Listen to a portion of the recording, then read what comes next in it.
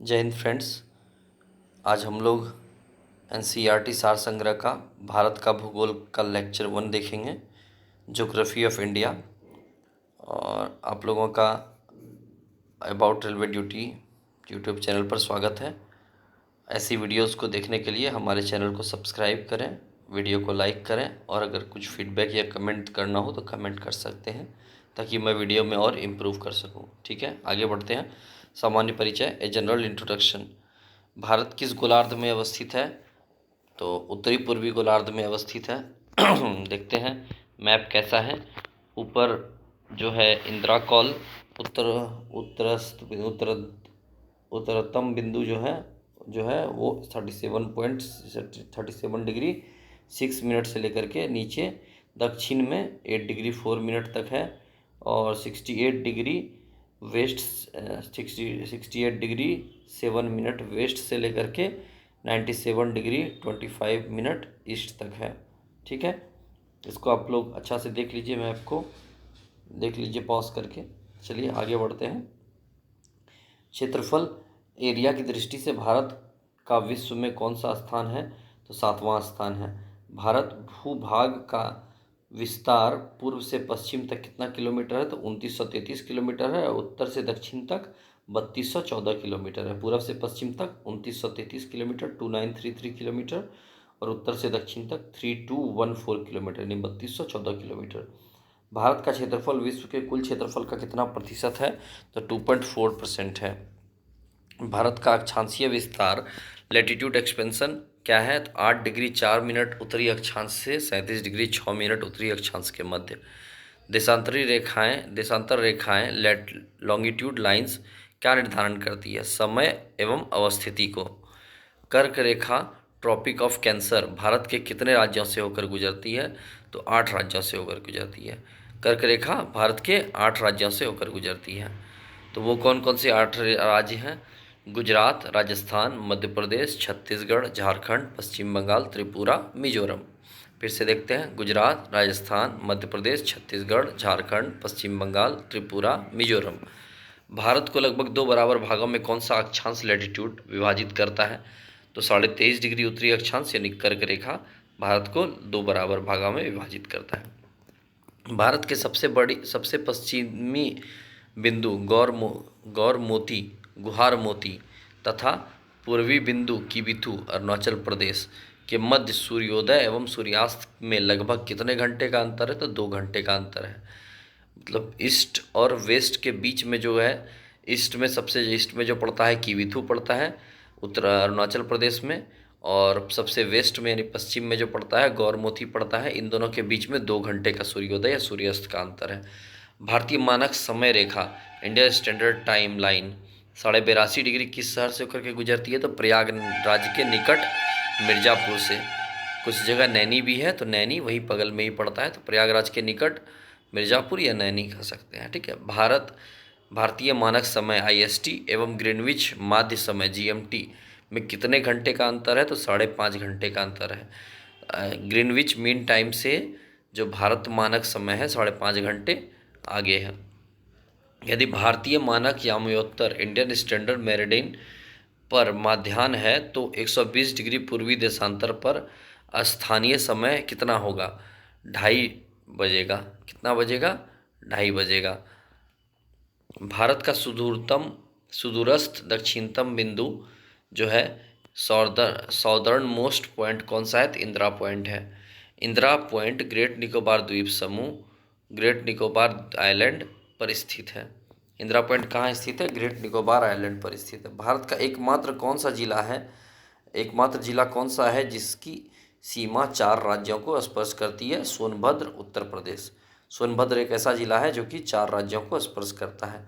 भारत की सबसे पूर्वी और पश्चिमी देशांतर रेखाओं के मध्य कितने डिग्री का अंतर है? लगभग 30 डिग्री का। पूर्वी और पश्चिमी देशांतर के बीच कितने डिग्री का अंतर है? तो लगभग 30 डिग्री का। भारतीय मानक समय रेखा 82.5 डिग्री 5 राज्यों से गुजरती है, जो क्रमशः इस प्रकार है: उत्तर प्रदेश, मध्य प्रदेश, छत्तीसगढ़, उड़ीसा एवं आंध्र प्रदेश। छत्तीसगढ़ में दोनों को काटती है, दोनों मतलब भारतीय मानक समय रेखा और कर्क रेखा दोनों एक दूसरे को काटती है।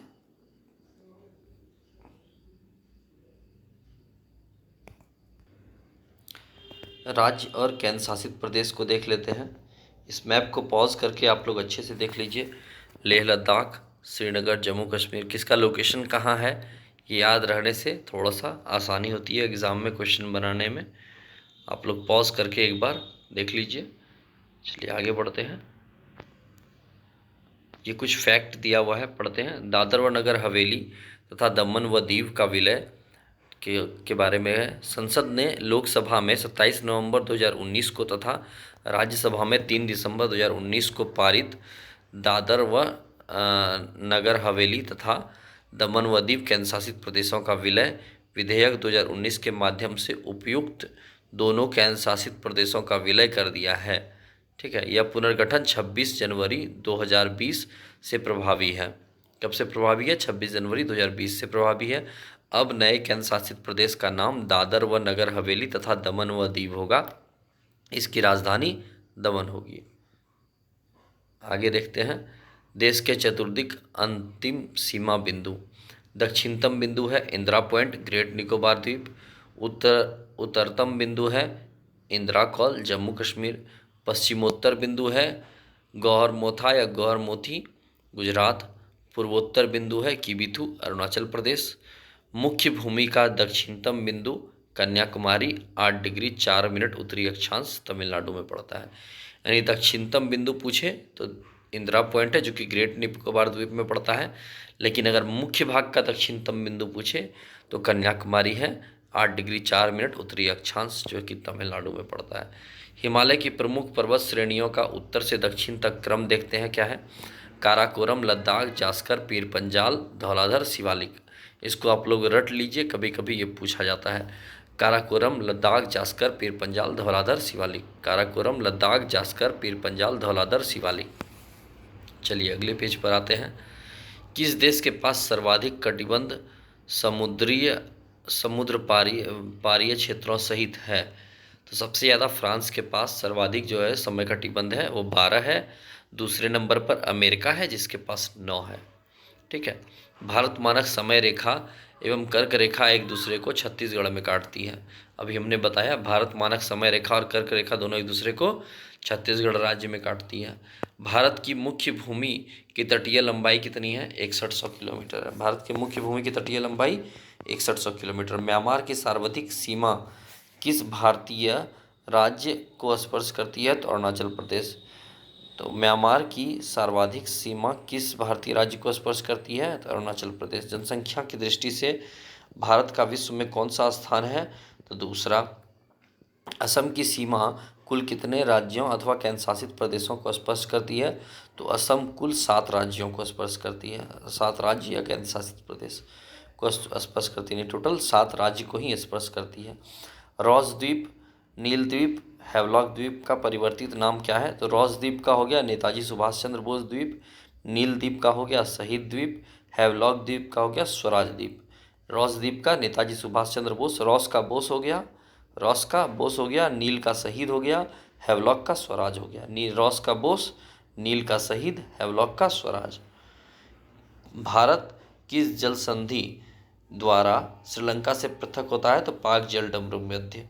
भारत श्रीलंका के बीच कौन सी जल संधि है? तो पाक जलडमरू मध्य है। भारत का कौन सा राज्य 3 ओर से बांग्लादेश से घिरा हुआ है? त्रिपुरा। त्रि से समझ में आ रहा होगा कि 3 साइड से बांग्लादेश से घिरा हुआ है, इसलिए त्रिपुरा कहा जाता है, त्रिपुरा। ठीक है, आगे पढ़ते हैं। भारत के महत्वपूर्ण चैनल 9 डिग्री चैनल जो है लक्षद्वीप और मिनिकॉय के मध्य स्थित है। 9 डिग्री चैनल लक्षद्वीप और मिनिकॉय के मध्य स्थित है। 8 डिग्री चैनल मालदीव और मिनिकॉय के बीच स्थित है। 8 डिग्री चैनल मालदीव और मिनिकॉय के बीच स्थित है। ग्रेट या महान चैनल सुमात्रा, इंडोनेशिया और निकोबार के मध्य है। सुमात्रा, इंडोनेशिया और निकोबार के मध्य है स्थित है ग्रेट या महान चैनल। पाक स्ट्रेट जो है भारत और श्रीलंका के मध्य है। पाक स्ट्रेट या पाक जलडमरू मध्य जो है। माहिम क्रीक एक पतली सी निवेशिका है मुंबई में। कच्छ की खाड़ी पश्चिमी गुजरात में, कच्छ की खाड़ी पश्चिमी गुजरात में है। खंबात की खाड़ी पूर्वी गुजरात, नर्मदा और ताप्ती का मुहाना। खंबात की खाड़ी पूर्वी गुजरात, नर्मदा और ताप्ती का मुहाना। लक्षद्वीप सागर लक्षद्वीप और मालाबार तट के मध्य। लक्षद्वीप सागर लक्षद्वीप और मालाबार तट के मध्य, मन्नार की खाड़ी दक्षिण पूर्वी तमिलनाडु और श्रीलंका के मध्य, मन्नार की खाड़ी दक्षिण पूर्वी तमिलनाडु और श्रीलंका के मध्य। कोको स्ट्रेट, कोको जलडमरू मध्य यानी कोको द्वीप म्यांमार और उत्तरी अंडमान के मध्य, कोको द्वीप म्यांमार और उत्तरी अंडमान के बीच क्या है, कोको स्ट्रेट यानी कोको जलडमरू मध्य है। डंकन पास जो है दक्षिणी अंडमान और लघु अंडमान के मध्य है, डंकन पास दक्षिणी अंडमान और लघु अंडमान के मध्य है। 10 डिग्री चैनल अंडमान और निकोबार के मध्य स्थित है, 10 डिग्री चैनल अंडमान और निकोबार के मध्य स्थित है। विभिन्न देशों के साथ भारत की अंतर्राष्ट्रीय सीमा की लंबाई एवं संबंध राज्य एवं केंद्र शासित प्रदेश। तो सबसे ज़्यादा लंबाई जो है बांग्लादेश के साथ सीमा साझा करता है भारत, जो कि 4096.7 किलोमीटर है। सीमा रेखा क्या कहलाती है, रेड क्लिफ सीमा रेखा। कौन कौन से राज्य इससे सटे हुए हैं, तो 5 राज्य सटे हुए हैं, पश्चिम बंगाल, मेघालय, मिजोरम, त्रिपुरा, असम। ये आप लोग मैप देख करके ज़्यादा अच्छे से समझ सकते हैं, ऐसे मैं पढ़ देता हूँ, लेकिन आप लोग मैप देखें तो उसमें ज़्यादा अच्छे से समझ में आएगा। चीन 3488 किलोमीटर जो है, इसके बीच चीन और भारत के बीच जो रेखा है मैकमोहन रेखा, ये भी 5 जगह को टच, 5 राज्य और केंद्र शासित प्रदेश को टच करता है। लद्दाख, हिमाचल प्रदेश, उत्तराखंड, सिक्किम, अरुणाचल प्रदेश। पाकिस्तान जो है 3323 किलोमीटर यानी 3323 किलोमीटर की लंबाई को टच करता है। भारत और पाकिस्तान के बीच जो बॉर्डर है 3323 किलोमीटर है। और सीमा रेखा रेड क्लिफ सीमा रेखा है, यहाँ भी 5 राज्य से टच होते हैं, गुजरात, राजस्थान, पंजाब, जम्मू कश्मीर और लद्दाख। गुजरात, राजस्थान, पंजाब, जम्मू कश्मीर और लद्दाख। नेपाल 1751 किलोमीटर, भारत और नेपाल के बीच सीमा 1751 किलोमीटर है, ये भी 5 राज्य से टच होता है, उत्तर प्रदेश, बिहार, पश्चिम बंगाल, सिक्किम, उत्तराखंड। उत्तर प्रदेश, उत्तराखंड, बिहार, पश्चिम बंगाल और सिक्किम, ठीक है। म्यांमार जो है 1643 किलोमीटर की लंबी सीमा साझा करता है भारत और म्यांमार के बीच। इसमें 4 राज्य सटे हुए हैं, अरुणाचल प्रदेश, नागालैंड, मिजोरम और मणिपुर। अरुणाचल प्रदेश, नागालैंड, मिजोरम और मणिपुर। भूटान जो है ये 699 किलोमीटर भारत और भूटान के बीच साझा करता है। तो इसमें भी 4 राज्य सटे हुए हैं, पश्चिम बंगाल, सिक्किम, अरुणाचल प्रदेश, असम। सबसे छोटी सीमा जो है अफ़गानिस्तान के साथ है, जो डूरंड रेखा कहलाती है। अफ़गानिस्तान और भारत के बीच 106 किलोमीटर लंबी है, और इसमें सिर्फ एक ही केंद्र शासित प्रदेश टच होता है, जो है लद्दाख, ठीक है। सबसे बड़ी लंबी सीमा किस देश के साथ है भारत की, तो बांग्लादेश के साथ। सबसे छोटी सीमा अफ़गानिस्तान के साथ। कुल 15,106.7 किलोमीटर है, 15,106.7 किलोमीटर जो है देश, अलग अलग देशों से जो स्थल सीमा बनाती है वो 15,106 किलोमीटर है, ठीक है। आइए कुछ जानकारी देखते हैं मैकमोहन रेखा के बारे में। अंग्रेजों के शासन के दौरान भारत व चीन के मध्य उत्तर पूर्व में यह सीमा रेखा 27 अप्रैल 1914 को निर्धारित की गई थी। कब की गई थी? 1914 को निर्धारित की गई थी, जिसे मैकमोहन रेखा कहा गया। इसका नामकरण सर हेनरी मैकमोहन के नाम पर किया गया है। वर्ष 1914 में हुए शिमला समझौता में इस देश ने सीमा रेखा के रूप में स्वीकार किया। इसे दोनों देश ने सीमा की रेखा के रूप में स्वीकार किया। अब रेड क्लिफ रेखा के बारे में देखते हैं। विभाजन के पश्चात 17 अगस्त 1947 को भारत व पाकिस्तान के मध्य निर्धारित की गई सीमा रेड क्लिफ के नाम से जानी जाती है। इस रेखा का निर्धारण बॉर्डर कमीशन द्वारा किया गया था। इस कमीशन के अध्यक्ष सर सिरिल रेडक्लिफ थे। इन्हीं के नाम पर इस सीमा का नाम रेड क्लिफ रखा गया था। काराकोरम को उच्च एशिया की रीढ़ कहा जाता है, बैकबोन ऑफ हाई एशिया के नाम से जाना जाता है। उच्च एशिया की रीढ़ यानी बैकबोन ऑफ हाई एशिया के नाम से जाना जाता है। भारत एक दृष्टि में, देश का नाम भारत, अन्य नाम आर्यावर्त, जम्मू द्वीप, भारतवर्ष, हिंदुस्तान, इंडिया।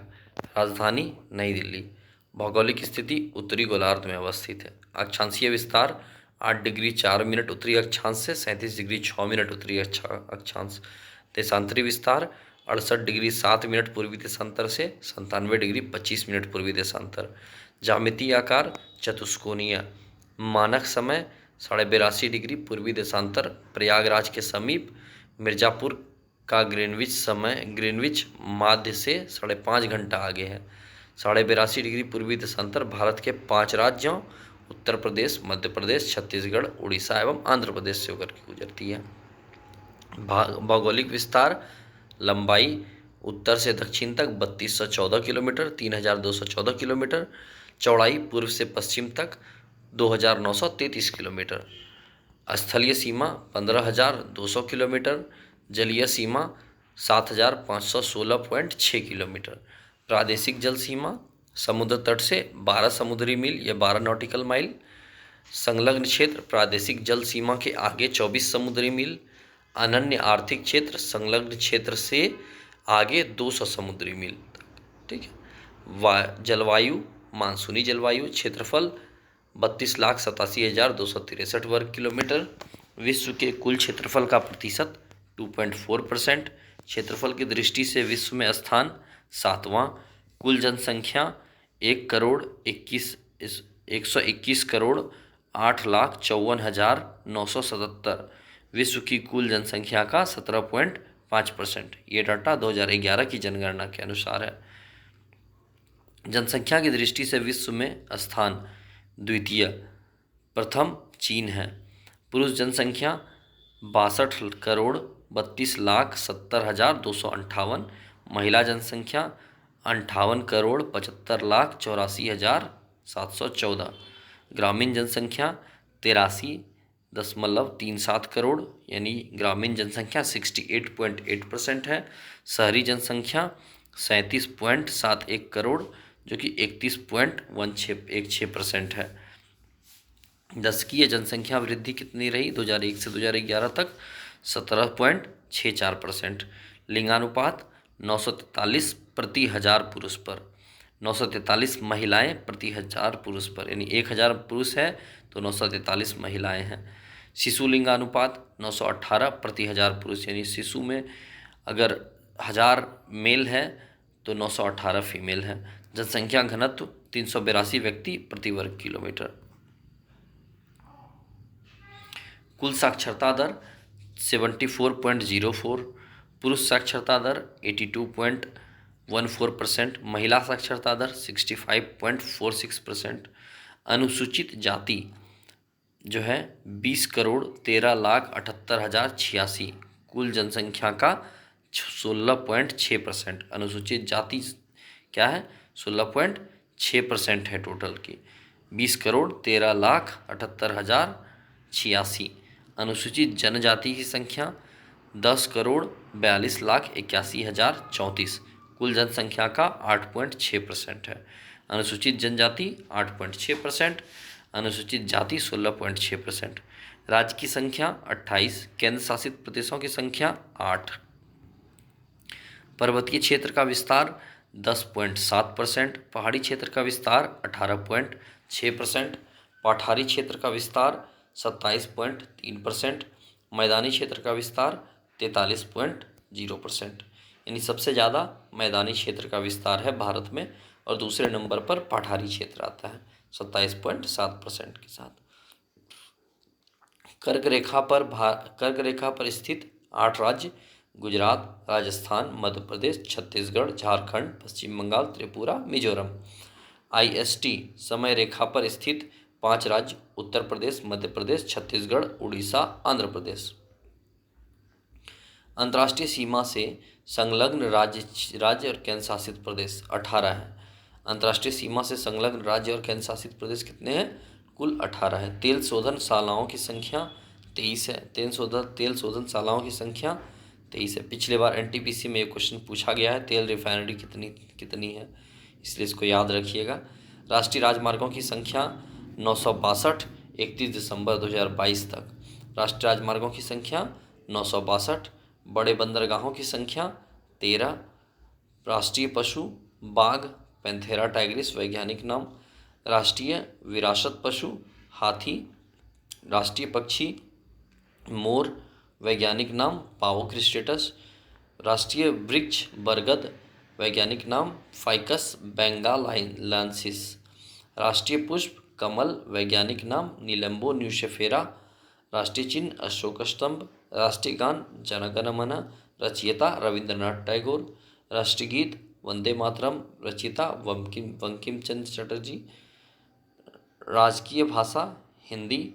राष्ट्रीय लिपि देवनागरी। राष्ट्रीय वाक्य सत्यमेव जयते। स्रोत मुंडकोपनिषद से लिया गया है सत्यमेव जयते को। राष्ट्रीय ध्वज तिरंगा। राष्ट्रीय नदी गंगा। राष्ट्रीय जलीय जीव गंगा डॉल्फिन। प्लेटिनिस्टा गंगेटिका। ठीक है, आगे नोट देखते हैं। पुदुचेरी का भौगोलिक विस्तार तमिलनाडु कराईकल, तमिलनाडु जो कराईकल में है तमिलनाडु में, केरल में माहे है, आंध्र प्रदेश में यनम राज्य में स्थित है। ठीक है, आगे देखते हैं भौतिक विभाजन फिजिकल डिवीजन।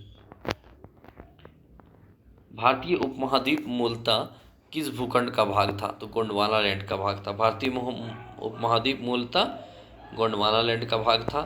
भारत में उपलब्ध पराचुंबकीय परिणामों पैरामैग्नेटिक रिजल्ट्स से संकेत मिलते हैं कि प्राचीन काल में भारतीय भूखंड उत्तर दिशा की ओर विस्थापित हुआ है। उत्तर दिशा की ओर विस्थापित हुआ है, यानी गोंडवाना लैंड जो था उधर से उत्तर की साइड खिसका है। भूगर्भिक संरचना जियोलॉजिकल स्ट्रक्चर की दृष्टि से भारत को मुख्यतः 3 भागों में विभाजित किया गया है। हिमालय पर्वतीय क्षेत्र, उत्तर का मैदानी भाग, दक्षिण का प्रायद्वीपीय पठार। हिमालय के समांतर संरचनात्मक भाग वलयों की तीव्रता तथा निर्माण आयु के आधार पर। ट्रांस हिमालय तिब्बत का क्षेत्र। दूसरा वृहद हिमालय या महान हिमालय। तीसरा लघु हिमालय या मध्य हिमालय। चौथा बाह्य या उप हिमालय या शिवालिक हिमालय। ठीक है, हिमालय का निर्माण समांतर वलय श्रेणियों से हुआ। इनमें प्राचीनतम श्रेणी कौन सी है? तो वृहद हिमालय। हिमालय का निर्माण समांतर वलय श्रेणियों से हुआ। इनमें प्राचीनतम श्रेणी कौन सी है? वृहद हिमालय। उत्तर भारत में उप हिमालयी क्षेत्र के सहारे विस्तारित समतल मैदान को क्या कहते हैं? भावर प्रदेश कहते हैं, भावर कहते हैं। उप हिमालय क्षेत्र के सहारे विस्तारित समतल मैदान को भावर कहते हैं। हिमालय का पर्वत पदीय प्रदेश कौन सा है? तो शिवालिक। हिमालय का पर्वत पदीय प्रदेश कौन सा है? शिवालिक। शिवालिक शैल समूह के दक्षिण में स्थित भावर क्षेत्र किस संरचना का उदाहरण है? गिरपथ की स्थिति का उदाहरण है। शिवालिक सीरीज की औसत ऊंचाई कितनी है? 600 से 1200 मीटर। शिवालिक हिमालय जो है उसकी औसत ऊंचाई 600 से 1200 मीटर है। लघु हिमालय किस श्रेणियों के मध्य स्थित है? तो महान हिमालय और शिवालिक के बीच। लघु हिमालय किन श्रेणियों के मध्य स्थित है? महान हिमालय और शिवालिक के बीच। हिमालय की नवीनतम पर्वत श्रेणी कौन सी है? शिवालिक है। नर्मदा एवं ताप्ती नदियों के मध्य कौन सी पर्वत श्रेणी स्थित है? सतपुड़ा श्रेणी। नर्मदा एवं ताप्ती नदियों के मध्य कौन सी पर्वत श्रेणी स्थित है? सतपुड़ा श्रेणी। हिमालय की सबसे ऊंची पर्वत श्रेणी कौन सी है? हिमाद्री या वृहद हिमालय। हिमालय की सबसे ऊंची पर्वत श्रेणी कौन सी है? हिमाद्री या वृहद हिमालय। वृहद हिमालय यानी ग्रेट हिमालयाज की औसत ऊंचाई कितनी है? 6100 मीटर। ग्रेट हिमालयाज की औसत ऊंचाई 6100 मीटर। पीर पंजाल रेंज किस राज्य में अवस्थित है? जम्मू कश्मीर में। पूर्वी हिमालय की तुलना में पश्चिम हिमालय में ट्री लाइन की ऊंचाई कम है। पूर्वी हिमालय की तुलना में पश्चिम हिमालय में ट्री लाइन की ऊंचाई कम है। उत्तराखंड के पाताल तोड़ कुएं किस भाग में पाए जाते हैं? तराई भाग में। उत्तराखंड के पाताल तोड़ कुएं किस भाग में पाए जाते हैं? तराई भाग में। अक्साई चीन किस क्षेत्र का भाग है? लद्दाख का। पश्चिमी हिमालय वेस्टर्न हिमालय प्रदेश के प्रमुख प्राकृतिक संसाधन क्या है? वन। पश्चिम हिमालय के प्रमुख प्राकृतिक संसाधन क्या है? वन। भारत की प्राचीनतम पर्वत श्रृंखला कौन सी है? आरावली। आरावली श्रेणियों की अनुमानित आयु कितनी है? तो 600 से 570 मिलियन वर्ष। 600 से 570 मिलियन वर्ष। माउंट एवरेस्ट को नेपाल में सागरमाथा के नाम से जाना जाता है। आरावली किस प्रकार की पर्वत श्रेणी है? अवशिष्ट पर्वत श्रेणी है। दक्षिण भारत की सबसे ऊंची चोटी का नाम, ऊंची चोटी कौन सी है? अन्नाईमुड़ी 2695 मीटर, केरल। दक्षिण भारत की सबसे ऊंची चोटी अन्नाईमुड़ी 2695 मीटर, केरल में स्थित है। नीलगिरी पर्वतमाला का विस्तार किन राज्यों में है? तमिलनाडु और केरल में। नीलगिरी पर्वतमाला का विस्तार तमिलनाडु एवं केरल में है। महाराष्ट्र एवं कर्नाटक के मध्य स्थित पश्चिमी घाट को किस नाम से जाना जाता है? तो कोंकण तट। महाराष्ट्र एवं कर्नाटक के मध्य स्थित पश्चिम घाट को किस नाम से जाना जाता है? कोंकण तट। इलायची की पहाड़ियाँ कार्डेमम माउंटेन्स किन राज्यों के मध्य सीमा बनाती है? तो केरल और तमिलनाडु के बीच। इलायची की पहाड़ियाँ केरल और तमिलनाडु के मध्य सीमा बनाती हैं। शिवराय पहाड़ियाँ, शिवराय हिल्स किस राज्य में स्थित है? तमिलनाडु में। शिवराय हिल्स तमिलनाडु में स्थित है।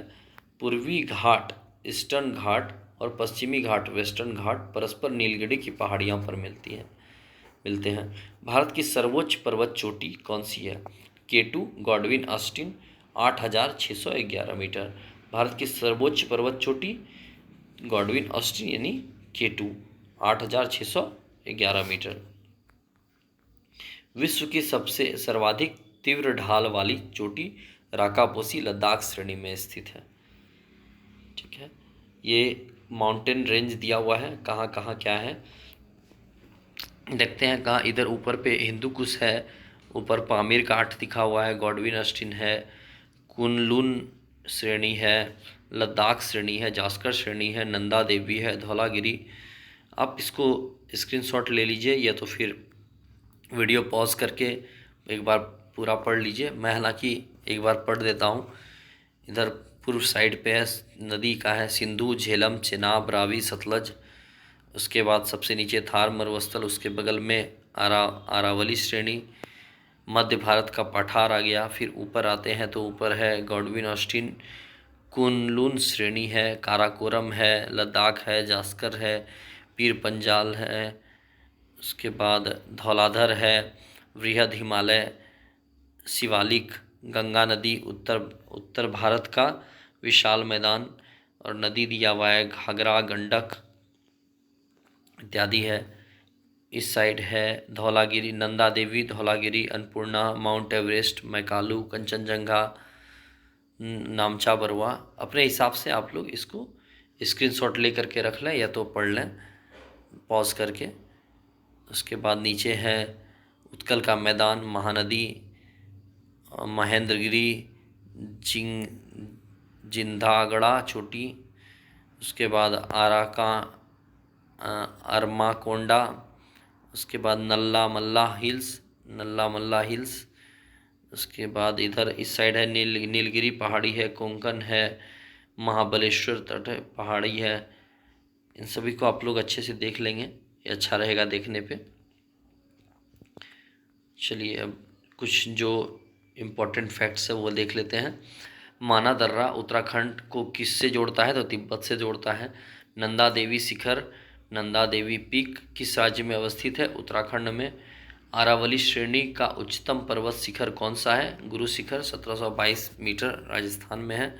1722 मीटर। आरावली श्रेणी का उच्चतम पर्वत शिखर कौन सा है? 1722 मीटर, राजस्थान में है। हिमालय पर्वत की एक श्रेणी आराकान योमा किस देश में स्थित है? तो म्यांमार में स्थित है। कुल्लू घाटी, कुल्लू वैली किन पर्वत श्रेणियों के मध्य स्थित है? धौलाधर और पीर पंजाल। बहुत बार पूछा हुआ क्वेश्चन है। कुल्लू घाटी धौलाधर और पीर पंजाल के बीच स्थित है। धौलाधर और पीर पंजाल के बीच स्थित है। पालघाट दर्रा नीलगिरी और अन्नामलाई पहाड़ियों के बीच स्थित है।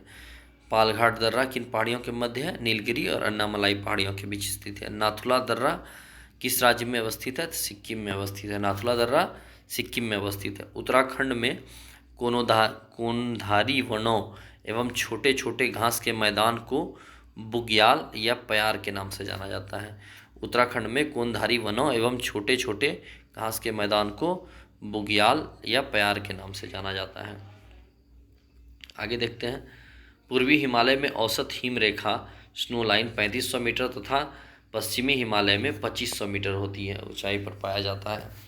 पूर्वी हिमालय में औसत हिम रेखा यानी स्नो लाइन 3500 मीटर तथा पश्चिमी हिमालय में 2500 मीटर ऊंचाई पर पाई जाती है। भारत का सबसे बड़ा हिमनद ग्लेशियर कौन सा है? सियाचिन ग्लेशियर। चौराबाड़ी ग्लेशियर कहाँ स्थित है? तो केदारनाथ मंदिर के उत्तर में, उत्तराखंड में पड़ता है केदारनाथ मंदिर, उसके उत्तर में, केदारनाथ मंदिर के उत्तर में स्थित है चौराबाड़ी ग्लेशियर। मेघालय का पठार किसका भाग है? तो प्रायद्वीपीय भारत का। मेघालय का पठार प्रायद्वीपीय भारत का मेघालय का पठार प्रायद्वीपीय भारत का भाग है। भारत का के प्रायद्वीपीय पर्वत किस काल में निर्मित हुए थे? पैलियोजोइक महाकाल, पैलियोजोइक एरा में निर्मित हुए थे। अरावली एवं विंध्य श्रृंखलाओं के मध्य कौन सा पठार स्थित है? तो मालवा का पठार स्थित है। दंडकारण्य क्षेत्र कहाँ अवस्थित है? छत्तीसगढ़ एवं उड़ीसा के मध्यवर्ती भागों में। दंडकारण्य क्षेत्र कहाँ अवस्थित है? छत्तीसगढ़ एवं उड़ीसा के मध्यवर्ती भागों में। लघु हिमालय एवं शिवालिक श्रेणी के मध्य में विस्तृत समतल संरचनात्मक स्थल को पूर्व में द्वार तथा पश्चिम में दून के नाम से जाना जाता है। लघु हिमालय एवं शिवालिक श्रेणी के मध्य में विस्तृत समतल संरचनात्मक स्थल को पूर्व में द्वार तथा पश्चिम में दून के नाम से जाना जाता है। भारत का औसत समुद्र तल किस तट से मापा जाता है? तो मुंबई तट से मापा जाता है। भारत की समुद्री तटरेखा की कुल लंबाई कितनी है? 7516.6 किलोमीटर है। भारत की समुद्री तटरेखा की कुल लंबाई कितनी है? 7516.6 किलोमीटर। किस राज्य की तटीय सीमा सबसे लंबी है? गुजरात की 1214.7 किलोमीटर। भारत के कितने राज्य समुद्री तटरेखा से संलग्न हैं? 9 राज्य और 4 केंद्र शासित प्रदेश। समुद्री तटरेखा से संलग्न है 9 राज्य और 4 केंद्र शासित प्रदेश। भारत के तटीय व केंद्र शासित प्रदेश, तटीय राज्य व केंद्र शासित प्रदेश: गुजरात, महाराष्ट्र, कर्नाटक, केरल, तमिलनाडु, पश्चिम बंगाल, आंध्र प्रदेश, उड़ीसा, गोवा, पुडुचेरी, अंडमान निकोबार, लक्षद्वीप, दादर नगर हवेली और दमन दीव। प्राचीन भारतीय ऐतिहासिक भूगोल में रत्नाकर नाम किसका था, सूचक था? तो हिंद महासागर का। प्राचीन भारतीय ऐतिहासिक भूगोल में रत्नाकर नाम हिंद महासागर का था। तमिलनाडु व आंध्र प्रदेश के समुद्री तट को किस नाम से का नाम क्या है? कोरोमंडल तट। तमिलनाडु और आंध्र प्रदेश के समुद्री तट का नाम कोरोमंडल तट। कन्याकुमारी को किस अन्य नाम से जाना जाता है? Cap Comorin. कन्याकुमारी को कैप कैमोरिन के नाम से जाना जाता है। अंडमान और निकोबार द्वीप समूह में सबसे अधिक ऊंचाई वाली चोटी कौन सी है? पीक, तो सैडल पीक है। अंडमान व निकोबार द्वीप समूह स्थित है बंगाल की खाड़ी में। अंडमान निकोबार द्वीप समूह में द्वीपों की संख्या कितनी है? तो 572 द्वीपों की संख्या है। 10 डिग्री चैनल 10 डिग्री चैनल किन 2 द्वीपों को पृथक करता है? अंडमान और निकोबार द्वीप को। बैरन द्वीप अवस्थित है बंगाल की खाड़ी में। श्रीहरिकोटा द्वीप कहाँ अवस्थित है? पुलिकट झील के समीप। श्रीहरिकोटा द्वीप कहाँ अवस्थित है? पुलिकट झील के समीप। राम सेतु कहाँ से प्रारंभ होता है? धनुषकोडी से प्रारंभ होता है। लक्षद्वीप कहाँ अवस्थित है? तो अरब सागर में अवस्थित है। भारत का कौन सा द्वीप समूह प्रवाल यानी कोरल निर्मित है? तो लक्षद्वीप। मिनिकॉय द्वीप जो है भारतीय तटरेखा का सुदूरवर्ती द्वीप की श्रेणी में आता है। भारतीय तटरेखा के सुदूरवर्ती द्वीप श्रेणी में कौन आता है? मिनिकॉय द्वीप। भारत एवं श्रीलंका के मध्य कौन सा द्वीप स्थित है? पंबन द्वीप यानी रामेश्वरम। द्वीपों पर बसा हुआ भारत का सबसे बड़ा नगर कौन सा है? तो मुंबई। कोरी क्रीक कहाँ अवस्थित है? कच्छ के रण में। कोरी क्रीक कच्छ के रण में अवस्थित है। सर क्रीक विवाद किन 2 देशों के मध्य है? तो भारत और पाकिस्तान। सर क्रीक विवाद भारत और पाकिस्तान के मध्य है। बुर्जिल एवं बनिहाल दर्रे किस पर्वत श्रेणी में स्थित है? पीर पंजाल श्रेणी में। बुर्जिल एवं बनिहाल दर्रे पीर पंजाल श्रेणी में स्थित है। मिजोरम को अन्य किस भौतिक नाम से भी जाना जाता है? तो मालेसिस बेसिन के नाम से भी जाना जाता है। मिजोरम को मालेसिस बेसिन के नाम से भी जाना जाता है। भारत के प्रमुख दर्रे देखते हैं, कौन कौन सा दर्रा है।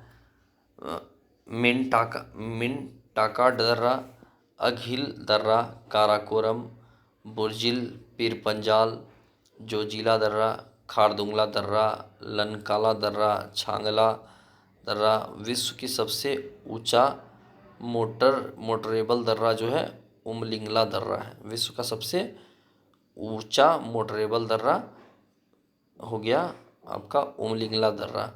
ठीक है, जोजिला दर्रा के बारे में पढ़ते हैं। बर्फीले तूफानों का पर्वतीय दर्रा। जोजिला दर्रा बर्फीले तूफानों का पर्वतीय दर्रा।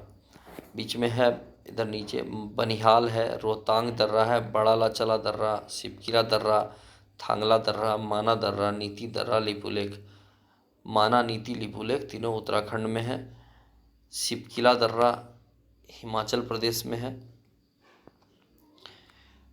इधर आ गए नाथुला दर्रा, नाथुला जिलेपला दोनों सिक्किम में है। बोमडिला दर्रा, यांगयाब दर्रा, उसके बाद लेखपानी दर्रा, दीफू दर्रा और तुजू नीचे है। तुजू मणिपुर में है शायद। भारत के सबसे ऊंचा दर्रा यांगजी दीवान 5890 मीटर है। भारत का सबसे ऊंचा दर्रा यांगजी दीवान है। भारत का सबसे ऊंचा दर्रा यांगजी दीवान। कहीं लिखा हुआ है इधर, यांगजी दीवान किधर है, नहीं दिख रहा है। ठीक है, इधर है गोरम घाट, हल्दी घाटी दर्रा, असीरगढ़ दर्रा, थालघाट दर्रा, भोलघाट दर्रा, पालघाट दर्रा। ये कुछ दर्रे हैं, इसको आप लोग अच्छे से देख लीजिए। हम अपने से पॉज करके आप लोग इतना देख लीजिए, फिर उसके बाद नीचे इधर देख लीजिए। पश्चिमी घाट का सबसे बड़ा दर्रा जो है वो पालघाट दर्रा है। पश्चिमी घाट का सबसे बड़ा दर्रा पालघाट दर्रा। नोट पढ़ते हैं। सतलज एवं सिंधु नदी के मध्य स्थित हिमालय के भाग को कश्मीर हिमालय या पंजाब हिमालय के नाम से जाना जाता है। सतलज एवं सिंधु नदी के मध्य हिमालय के भाग को कश्मीर हिमालय या पंजाब हिमालय के नाम से जाना जाता है। क्लाइमेट देखते हैं। जलवायु, किसी क्षेत्र की जलवायु को निर्धारित करने वाला मुख्य कारक है, कौन सा है, तो अक्षांशीय अवस्थिति। जलवायु को नियंत्रित करने वाले कारकों से संबंधित शब्द। जलवायु को नियंत्रित करने वाले कारकों के लिए एक शब्द लैंडफॉर्म्स प्रयोग किया जाता है। LANDFORMS प्रयोग किया जाता है, जो जलवायु को प्रभावित करते हैं। तो क्या क्या है, L फॉर लैटिट्यूड यानी अक्षांश, A फॉर एल्टीट्यूड यानी ऊंचाई, N for nearness from sea समुद्र से निकटता, D for direction of wind पवन की दिशा, F फॉर फॉरेस्ट यानी वन, O फॉर ओशियन करंट यानी समुद्री जलधाराएं, R फॉर रेनफॉल वर्षा, M फॉर माउंटेन यानी पर्वत या पहाड़, सॉइल, S फॉर सॉइल यानी मिट्टी। भारत में ग्रीष्मकालीन मानसून के प्रवाह की सामान्य दिशा क्या है, तो दक्षिण पश्चिम से उत्तर पूर्व। दक्षिण पश्चिम से उत्तर पूर्व है ग्रीष्मकालीन मानसून के प्रवाह की सामान्य दिशा। भारत में उत्तर पश्चिमी मैदान में शीत ऋतु में किसके प्रभाव से वर्षा होती है, तो पश्चिमी विक्षोभ के प्रभाव से वर्षा होती है उत्तर पश्चिमी मैदान में। भारत के किन राज्यों में शरद ऋतु में वर्षा होती है, पंजाब एवं तमिलनाडु एवं आंध्र प्रदेश। पंजाब, तमिलनाडु एवं आंध्र प्रदेश में शरद ऋतु में वर्षा होती है। भारत में औसत वार्षिक वर्षा कितनी है, लगभग 125 सेंटीमीटर। भारत में सर्वाधिक वर्षा किन क्षेत्रों में होती है, पश्चिमी घाट, पूर्वी हिमालय तथा मेघालय। पश्चिमी घाट, पूर्वी हिमालय तथा मेघालय। भारत में उष्णकटिबंधीय मानसूनी जलवायु पाई जाती है तथा यहाँ सर्वाधिक वर्षा पश्चिम मानसून द्वारा होती है। जलवायु को मानसूनी जलवायु कहा जाता है। जलवायु को मानसूनी जलवायु कहा जाता है। भारतीय उपमहाद्वीप पर ग्रीष्म ऋतु में उच्च ताप और निम्न ताप हिंद महासागर से वायु का कर्षण ड्रॉ करते हैं, जिसके कारण प्रवाहित होती है दक्षिण पश्चिमी मानसून। भारतीय उपमहाद्वीप पर ग्रीष्म ऋतु में उच्च ताप और निम्न दाब हिंद महासागर से वायु का आकर्षण करते हैं, जिसके कारण प्रवाह होती है दक्षिण पश्चिमी मानसून। व्यापारिक पवनें, ट्रेड विंड्स। व्यापारिक पवनें 0 डिग्री से 30 डिग्री उत्तरी एवं दक्षिणी अक्षांशों के मध्य बहने वाली पवनें हैं। व्यापारिक पवनें क्या है? 0 डिग्री से 30 डिग्री उत्तरी एवं दक्षिणी अक्षांशों के मध्य बहने वाली पवनें हैं। ये पवनें उपोष्ण उच्च वायु दाब कटिबंधों 35 डिग्री नॉर्थ एनएस से विषुवतीय निम्न वायु दाब कटिबंधों 0 to 5 एनएस की ओर बहती है। उत्तरी गोलार्ध में इन्हें उत्तर पूर्व व्यापारिक पवनें तथा दक्षिणी गोलार्ध में इन्हें दक्षिण पूर्व व्यापारिक पवनें कहा जाता है।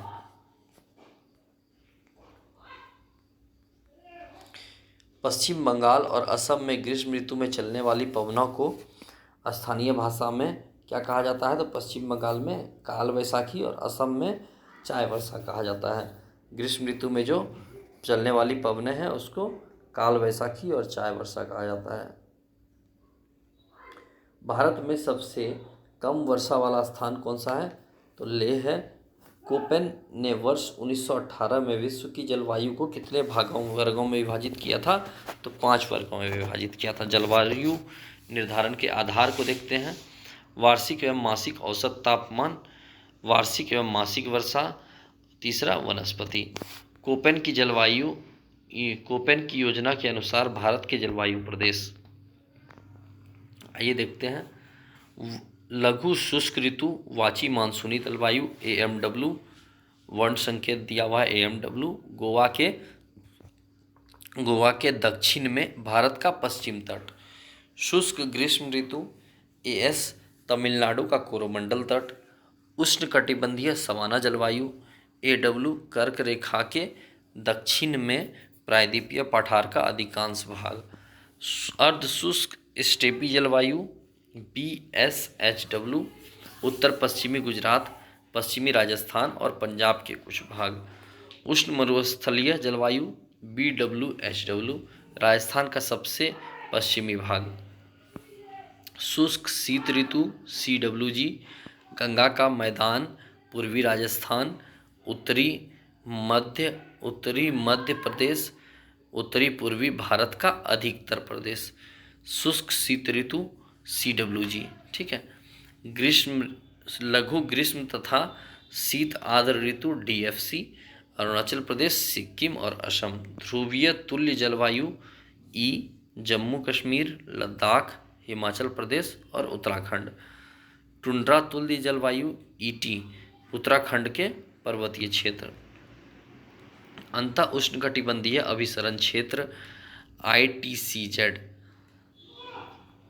ITCZ एक निम्न वायुदाब पेटी है जो पृथ्वी के चारों ओर सामान्यतः विषुवत रेखा के ऊपर चारों ओर स्थित है। वस्तुतः यह एक दोलायमान स्विंगिंग पट्टी है। ITCZ वह क्षेत्र है जहां उत्तर पूर्वी एवं दक्षिण पूर्वी व्यापारिक पवनें मिलती है। दोनों पवनों के मिलने से विषुवतीय पछुआ पवन की उत्पत्ति होती है। नोट पढ़ते हैं। लू उत्तरी मैदान में पंजाब से बिहार तक चलने वाली शुष्क व पीड़ादायी पवनें हैं, ठीक है।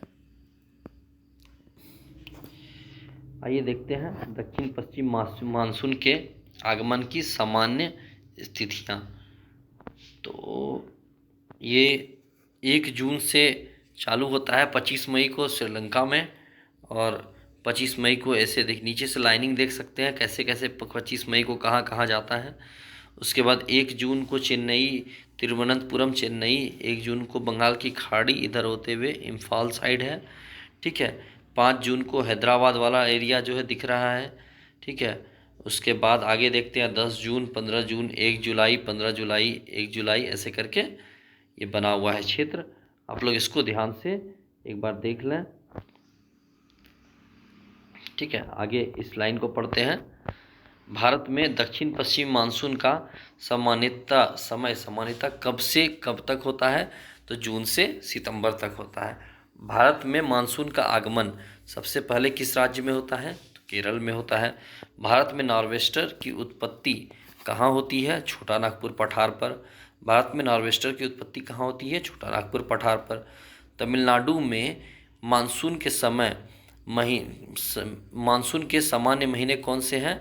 नवंबर दिसंबर। तमिलनाडु में मानसून के सामान्य महीने नवंबर दिसंबर हैं। भारतीय मानसून को प्रभावित करने वाले घटक कौन कौन से हैं? तो तिब्बत का पठार, जेट स्ट्रीम, अल नीनो एवं लानीना आदि। ठीक है।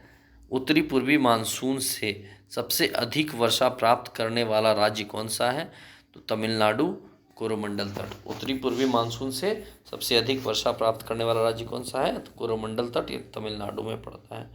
भारत के किन क्षेत्रों में औसत वार्षिक वर्षा 200 मिलीमीटर होती है?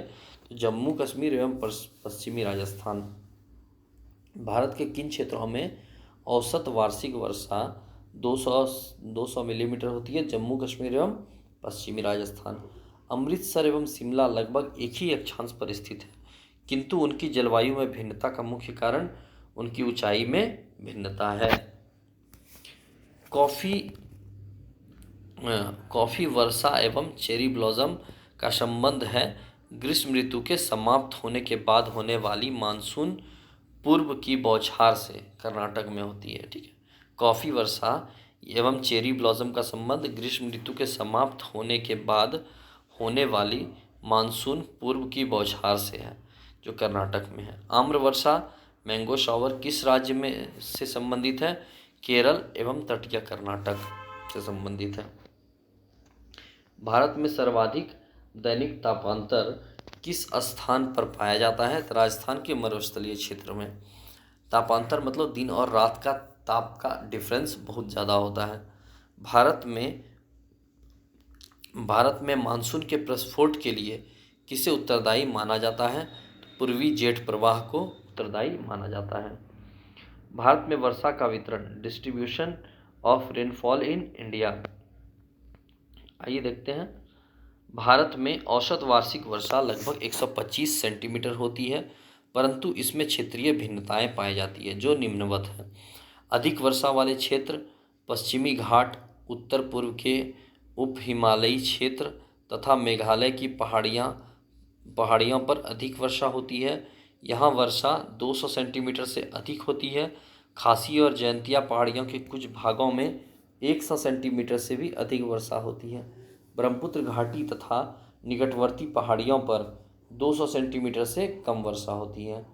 मध्यम वर्षा के क्षेत्र गुजरात का दक्षिणी भाग, पूर्वी तमिलनाडु, उड़ीसा सहित उत्तर पूर्वी प्रायद्वीप, झारखंड, बिहार, पूर्वी मध्य प्रदेश, उप हिमालय के साथ लगा हुआ गंगा का उत्तरी मैदान, कछार घाटी और मणिपुर में 100 से 200 सेंटीमीटर के बीच वर्षा होती है। न्यून वर्षा क्षेत्र पश्चिमी उत्तर प्रदेश, दिल्ली, हरियाणा, पंजाब, जम्मू कश्मीर, पूर्वी राजस्थान, गुजरात तथा दक्कन के पठार पर वर्षा 50 से 100 सेंटीमीटर के बीच होती है। अत्यल्प वर्षा के क्षेत्र प्रायद्वीपीय भारत के कुछ भागों, विशेष रूप से आंध्र प्रदेश, कर्नाटक और महाराष्ट्र के वृष्टि छाया प्रदेश, रेन शैडो रीजन जो है वह, लद्दाख और पश्चिमी राजस्थान के अधिकतर भागों में 50 सेंटीमीटर से कम वर्षा होती है। जेट स्ट्रीम क्षोभ मंडल के मध्य अक्षांशों में धरातल से 12 किलोमीटर ऊपर पश्चिम से पूर्व दिशा में चलने वाली एक प्रवाह का नाम है। जेट स्ट्रीम क्या है? क्षोभ मंडल के मध्य अक्षांश में धरातल से 12 किलोमीटर ऊपर पश्चिम से पूर्व की दिशा में चलने वाली एक प्रवाह का नाम है जेट स्ट्रीम। चलिए, तो ये लेक्चर 1 कंप्लीट हुआ। आप लोगों को अगर वीडियो पसंद आ रहा हो तो प्लीज़ वीडियो को लाइक कीजिएगा, चैनल को सब्सक्राइब कीजिएगा, और अगर कुछ दिक्कत हो रही हो वीडियो में तो वो कमेंट करके हमें बता सकते हैं ताकि हम उसमें इम्प्रूव कर सकें। अभी तक मैंने पॉलिटी का एक लेक्चर और ये ज्योग्राफी का एक लेक्चर डाला हुआ है। मैं धीरे धीरे करके पूरा NCERT अपलोड करूँगा। ठीक है। अगर आप लोगों को सपोर्ट करना हो तो प्लीज़ चैनल को सब्सक्राइब कर लीजिए और वीडियो को लाइक कीजिए। Thank you.